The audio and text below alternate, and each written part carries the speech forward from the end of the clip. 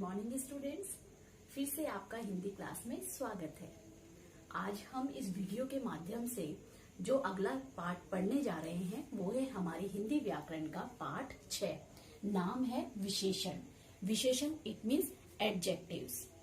जैसा कि इसके नाम से ही हमें पता लग रहा है कि इसमें एक ऐसा शब्द है जो इसके अर्थ को पूरी तरह से हमारे सामने लाता है। इस शब्द में, विशेषण में एक शब्द है वो है विशेष। विशेष का मतलब होता है स्पेशल। जी बच्चों, तो आइए आज हम इस विशेषण शब्द की परिभाषा, उनके भेद आदि के बारे में जानते हैं। सबसे पहले आज हम यहाँ पढ़ने जा रहे हैं इसका अर्थ, कि इसका अर्थ क्या है। विशेषण वो शब्द होते हैं जो किसी संज्ञा और सर्वनाम की विशेषता बताते हैं। इट मीन्स कुछ ऐसे शब्द जो होते हैं जिनसे हमें किसी भी जगह, वस्तु, व्यक्ति, स्थान, जो सभी संज्ञा या सर्वनाम में आते हैं, उनके बारे में कोई मुख्य बात जो हमें बताते हैं। जिस शब्द से हमें उनके बारे में कुछ विशेष बात पता लगती है वो ही शब्द क्या कहलाता है? विशेषण। इस विशेषण में हम एक चीज और मुख्य बात जो हम पढ़ेंगे वो है विशेष्य। विशेष्य वो शब्द होते हैं जिसके बारे में हम विशेषता बताते हैं, जिसके बारे में हम बात कर रहे हैं, जिसके बारे में हम बताना चाह रहे हैं, वो ही शब्द हमारे क्या कहलाते हैं? विशेष्य। और उस विशेष्य के बारे में हम जो मुख्य बात करने जा रहे हैं वो मुख्य बात, वो मुख्य शब्द क्या कहलाएगा? हमारा विशेषण।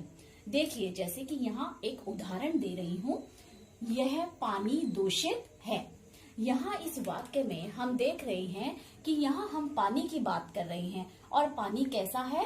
दूषित। यहाँ देखिए, पानी और दूषित। मैंने आपको बताया कि विशेषण और विशेष्य क्या होते हैं। विशेषण वो होते हैं जो हमें किसी भी विशेष्य के बारे में, किसी भी संज्ञा या सर्वनाम की मुख्य बात बताते हैं। यहाँ पर हम किसके बारे में पढ़ने जा रहे हैं? पानी के बारे में, कि पानी कैसा है? दूषित। तो यहाँ पानी शब्द के बारे में बता रहे हैं, तो ये क्या हुआ? हमारा विशेष्य। जिसके बारे में हम बताते हैं वो होता है विशेष्य। और दूषित, हम क्या बता रहे हैं पानी के बारे में? क्या विशेष बात बता रहे हैं कि पानी कैसा है? दूषित है, गंदा है। तो ये जो शब्द है दूषित, ये क्या हुआ? हमारा विशेषण। इस प्रकार जिस शब्द के बारे में हम बताते हैं वो शब्द कहलाता है हमारा विशेष्य, और उसके बारे में हम जो कुछ बताने जा रहे हैं उसमें जो मुख्य बात है वो हमारा क्या कहलाएगा? विशेषण। आइए आगे हम पढ़ते हैं विशेषण के भेद। विशेषण के भेद, इसका मतलब विशेषण कितने प्रकार के होते हैं। विशेषण 4 प्रकार के होते हैं, उसके 4 भेद होते हैं। पहला भेद होता है गुणवाचक। गुणवाचक का अर्थ है जो किसी भी विशेष्य के बारे में, अर्थात किसी भी संज्ञा या सर्वनाम के गुणों के बारे में हमें बताता है। ऐसे शब्द गुणवाचक विशेषण कहलाते हैं। दूसरा है संख्यावाचक, जो किसी संज्ञा या सर्वनाम की संख्या के बारे में बताते हैं कि वो कितने हैं। भेद जो है वो है परिमाणवाचक। परिमाण का अर्थ होता है नाप तोल। नापतोल के बारे में हमें जो भी बताता है वो शब्द हमारा क्या कहलाता है? क्या कहलाएगा? परिमाणवाचक विशेषण। आखिरी जो भेद हम पढ़ने जा रहे हैं वो है हमारा सार्वनामिक। सार्वनामिक का मतलब होता है कि किसी भी विशेष्य के सर्वनामिक शब्दों की विशेषता बताने वाले शब्द। सबसे पहले हम पढ़ेंगे गुणवाचक विशेषण। गुणवाचक मतलब उसके गुणों के बारे में, गुण, आकार, रंग, स्थान आदि के बारे में बताने वाले शब्द गुणवाचक विशेषण शब्द कहलाते हैं। देखिए बच्चों, यहाँ मैं कुछ आपको उदाहरण दे रही हूँ। इन उदाहरणों में हम देखेंगे कि उसके गुणों के बारे में, उसके रंग के बारे में, उसके स्थान के बारे में, आकार के बारे में काफी कुछ हमें मालूम चलेगा। जैसे कि सबसे पहला उदाहरण मैं दे रही हूँ आपको, रीना अच्छी लड़की है। यहाँ हम किसके बारे में बात कर रहे हैं? रीना के बारे में। रीना क्या हुई यहाँ पर? विशेष्य। जिसके बारे में हम बात करते हैं वो हमेशा विशेष्य होता है, और जो हम उसके बारे में मुख्य बात या कोई विशेष बात कर रहे हैं वो शब्द हमारा क्या कहलाएगा? विशेषण। यहाँ सबसे पहले हम देख रहे हैं कि रीना अच्छी लड़की है। यहाँ हम उसके गुणों के बारे में बात कर रहे हैं कि वो लड़की कैसी है? अच्छी। तो यहाँ ये अच्छी शब्द क्या हुआ, यहाँ पर गुणवाचक विशेषण। दूसरे उदाहरण में रीना बहुत लंबी है।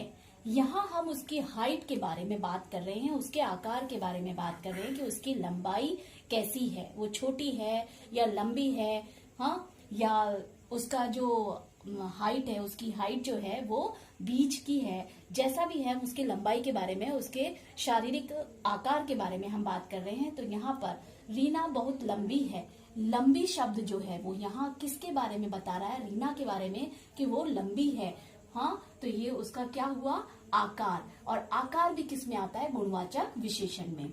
तीसरे नंबर पर हम देख रहे हैं रीना का रंग काला है। यहाँ पर उसके रंग के बारे में बताया गया है कि वो काली है। तो यहाँ काली, गोरी, पीली, नीली, बैंगनी, इस तरीके के जो रंग हैं वो सब हमारे किस में आएंगे, गुणवाचक विशेषण में।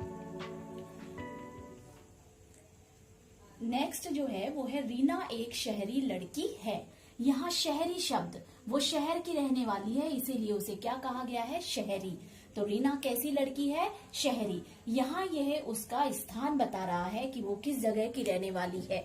तो यहाँ ये क्या हुआ, स्थान के बारे में बता रहा है, इसलिए ये भी गुणवाचक विशेषण हुआ। इस प्रकार किसी भी संज्ञा या सर्वनाम के रंग, आकार, गुण, स्थान, स्थिति आदि के बारे में बताने वाले शब्द गुणवाचक विशेषण कहलाते हैं। अगला भेद जो हम पढ़ रहे हैं वो है संख्यावाचक विशेषण।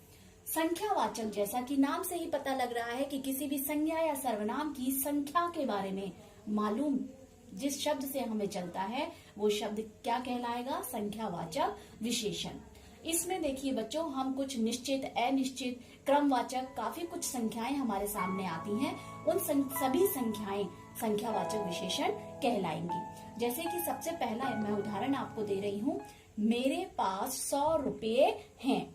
यहाँ पर हम अपनी बात कर रहे हैं कि मेरे पास रुपए हैं, लेकिन कितने हैं, 100 रुपए। यहाँ पर उनकी संख्या के बारे में बताया जा रहा है, और वो भी कैसी, निश्चित, कि मेरे पास, मुझे मालूम है कि मेरे पास 100 रुपये ही है। मैं इस बारे में, 100 रुपए के बारे में पूरी तरह से कंफर्म हूँ, निश्चित हूँ, इसलिए ये संख्या जो है वो क्या कहलाएगी, निश्चित संख्यावाचक विशेषण। देखिए बच्चों, आगे संख्यावाचक में अगला उदाहरण मैं आपको दे रही हूँ, मैं 5वीं कक्षा में पढ़ता हूँ। 5वीं, यहाँ ये 5वीं शब्द जो है ये भी संख्यावाचक है।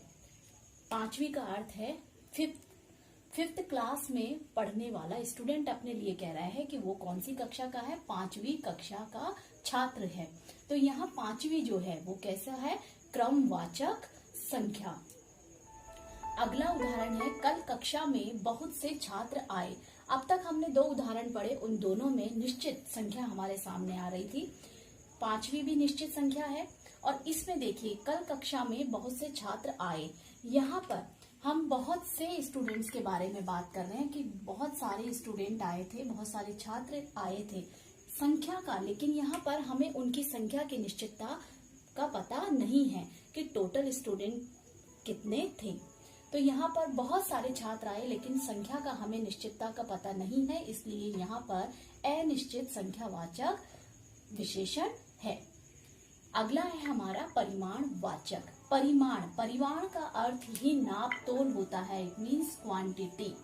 परिमाण का अर्थ होता है नाप तोल। किसी भी संज्ञा या सर्वनाम का शब्द कुछ ऐसी वस्तुएं हैं, क्योंकि नाप तोल वस्तुओं के लिए ही यूज होती है, व्यक्ति के लिए कोई नाप तोल नहीं होती है। हम चीजों को ही, वस्तुओं को ही नापते हैं, तोलते हैं, इसलिए यह परिमाणवाचक विशेषण स्पेशली, विशेष रूप से वस्तुओं के लिए ही काम में ली जाती है, क्योंकि उन्हें ही तोला और उन्हें ही मापा या नापा जाता है। जैसे कि 4 किलो आटा। परिमाणवाचक में भी अनिश्चित और निश्चित दोनों ही प्रकार के परिमाण नाप तोल होते हैं। परिमाण, अब जैसे कि पहला उदाहरण है 4 किलो आटा। यहाँ पर हम आटे की बात कर रहे हैं, लेकिन उसकी निश्चितता का, उसकी क्वांटिटी का हमें पता है कि वो कितना है। यहाँ पर हम केवल 4 किलो आटे की ही बात कर रहे हैं। दूसरा उदाहरण है 1 लीटर दूध। यहाँ हम दूध के बारे में, संज्ञा शब्द कौन सा है हमारा, दूध। यहाँ विशेष्य है हमारा दूध, क्योंकि हम दूध की बात कर रहे हैं। लेकिन उसकी निश्चितता कि वो कितना है, उसका परिमाण कितना है, उसका नापतोल कितना है, 1 लीटर, ये भी निश्चित है कि हमने केवल 1 लीटर दूध ही लिया है। इसके बाद जो हम उदाहरण देख रहे हैं वो है थोड़ा सा नमक। यहाँ हम देखिए नमक की बात कर रहे हैं। नमक हमारा विशेष्य शब्द है। विशेष्य है क्योंकि हम नमक के बारे में बात कर रहे हैं, लेकिन उसकी क्वांटिटी के बारे में हमें पता है, लेकिन उसकी निश्चितता हमें पता नहीं है कि वो उसकी मात्रा कितनी है। यहाँ हम थोड़े से नमक की बात कर रहे हैं, तो थोड़ा सा क्वांटिटी तो है, वस्तु तो है, हम उसके नापतोल के बारे में बात कर रहे हैं, उसकी मात्रा के बारे में बात कर रहे हैं, लेकिन निश्चित नहीं है कि वो कितना है, इसलिए ये अनिश्चित परिमाणवाचक कहलाएगा। अगला है सार्वनामिक विशेषण। सार्वनामिक का मतलब है ऐसे संज्ञा सर्वनाम विशेषण शब्द जिसमें कि सर्वनाम भी हम पहले से ही यूज कर रहे हैं, पहले से ही हम सर्वनाम शब्द का भी उपयोग कर रहे हैं। इस उदाहरण में, इस भेद में हम ये स्पेशल ध्यान रखेंगे, विशेष रूप से ये ध्यान रखने की बात है कि इसका जो भी उदाहरण, जो भी वाक्य आपके सामने आएगा उसमें सर्वनाम और संज्ञा दोनों शब्द एक साथ आएंगे। अगर दोनों शब्द एक साथ नहीं है तो वहां पर सार्वनामिक विशेषण बिल्कुल भी कभी नहीं होगा। तो यहाँ पर सबसे इसकी विशेष बात क्या है कि सर्वनाम प्लस संज्ञा, ये दोनों चीजें हमें एक ही वाक्य में देखने को मिलेगी।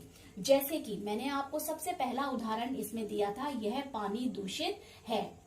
यह पानी दूषित है, हम पानी के बारे में बात कर रहे हैं, तो ये तो हमारा विशेष्य भी मान सकते हैं और इसे हम संज्ञा भी कहेंगे, क्योंकि ये क्या है, एक संज्ञा है हमारे सामने। तो यहाँ पर देखिए ये संज्ञा है और मैंने इसमें आपको बताया कि संज्ञा के साथ में क्या आएगा, हमारा सर्वनाम। और ये है, यह, वह, इसका, उसका, ये सब क्या होते हैं, सर्वनाम। यहाँ संज्ञा के साथ में कौन सा शब्द आया है, यह, और वो क्या है, एक सर्वनाम। तो इस प्रकार से सार्वनामिक विशेषण शब्दों के अंदर हम लोग देखेंगे कि यहाँ संज्ञा और सर्वनाम दोनों हमेशा साथ आएंगे, इसीलिए यहाँ पर सार्वनामिक विशेषण कहा गया है। सार्वनामिक विशेषण शब्द जो है इसमें वो कौन सा होगा, यह शब्द जो है वो इस संज्ञा की विशेषता बता रहा है। दूसरा उदाहरण यहाँ देखिए, ये बच्चे शरारती हैं। यहाँ पर बच्चे शब्द संज्ञा है, लेकिन बच्चों के आगे हमने सर्वनाम शब्द लगाया, वो है हमारा ये, और ये यहाँ पर क्या कहलाएगा, हमारा सार्वनामिक विशेषण, क्योंकि ये किसके आगे आ रहा है, एक संज्ञा के आगे आकर उसकी विशेषता बता रहा है। तो इस प्रकार से आज हमने विशेषण पढ़ा। विशेषण में हम लोगों ने यहाँ पर विशेषण का परिभाषा, विशेषण का महत्व और विशेषण के भेद पढ़े, और साथ ही हमने जाना कि विशेष्य किसे कहते हैं। तो विशेषण जो होता है ऐसे शब्द जो संज्ञा या सर्वनाम की विशेषता बताते हैं, और विशेष्य वो शब्द जिनके बारे में हम बात कर रहे हैं। यहाँ हमने 4 भेदों के बारे में भी जाना कि विशेषण जो है वो कौन कौन से होते हैं। तो इस प्रकार इस वीडियो के माध्यम से हम ये समझ पाएंगे कि विशेषण क्या होते हैं और उनका हमारी हिंदी व्याकरण में कितना महत्व है। धन्यवाद।